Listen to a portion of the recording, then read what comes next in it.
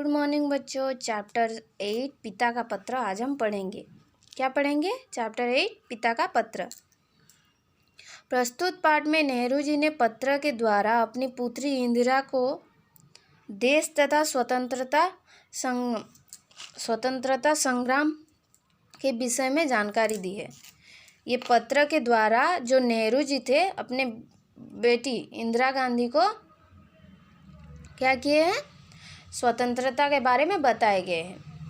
प्रिय इंदिरा, जन्मदिन पर तुम्हें कई उपहार मिलते रहते हैं। शुभकामनाएं भी दी जा रही है, पर मैं इस जेल में बैठा तुम्हें क्या उपहार भेज सकता हूँ?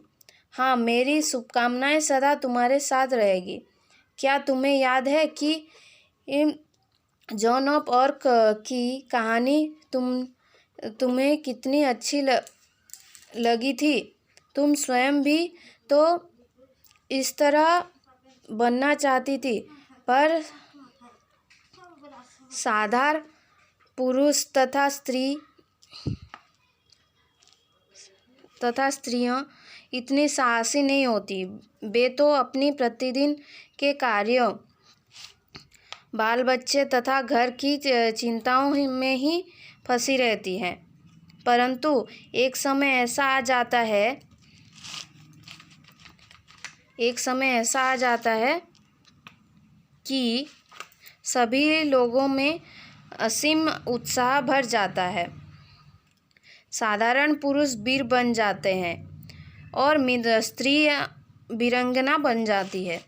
आजकल हमारे भारत में इतिहास की निर्माण हो रही है। बापूजी ने भारतवासियों के दुख के दूर करने के लिए औलादों और आंदोलन छेड़ दी है। मैं और तुम बहुत ही भाग्यशाली हैं कि यह आंदोलन हमारी आँखों के सामने हो रहा है और हम भी इसमें किसी न किसी रूप में भाग ले रहे हैं। एक महान उद्देश्य हमारे सामने, हमें इसकी पूर्ति के लिए बहुत कुछ करना चाहिए। क्या है?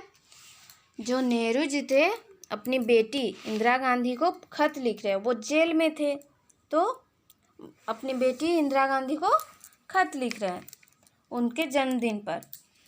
क्या है? जन्मदिन पर बोल रहे हैं तुम्हें तो कई सारे तोहफे मिले होंगे, कई सारे कितने लोगों ने शुभकामनाएं दिए होंगे, कई सारे उपहार मिले होंगे।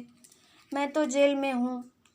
तो वो जेल में रहकर तो लिख रहे थे कि नहीं? तो वो बोले कि मैं तो जेल में हूँ, तुम्हें क्या उपहार दे सकता हूँ, क्या तोहफा दे सकता हूँ? इसलिए मेरा शुभकामनाएं तुम्हारे साथ हमेशा है। क्या तुम्हें याद है कि तुम्हें कितने अच्छा लगता था जॉन ऑफ आर्क पढ़ना?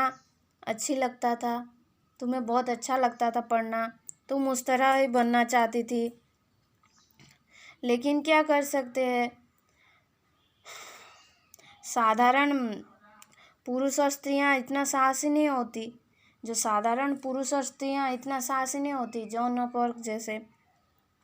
वो अपने प्रतिदिन के कार्यों में जुटे रहते हैं, बाल बच्चों के लिए सब। परंतु एक समय ऐसा आ जाया है कि किसी महान उद्देश्य की पूर्ति के लिए सभी लोग असीम साहस लेकर बाहर आए हैं।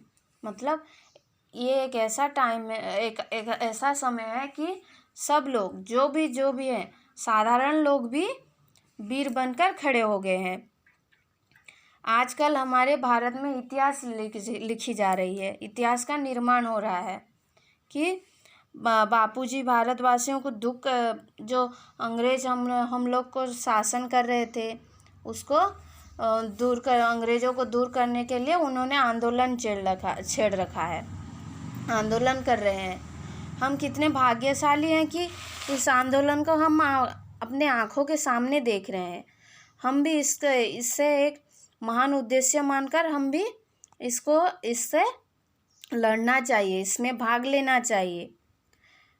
इससे हमारे भारत आज़ाद हो जाएगी, हम आज़ादी से रहेंगे, ऐसा बोल रहे हैं।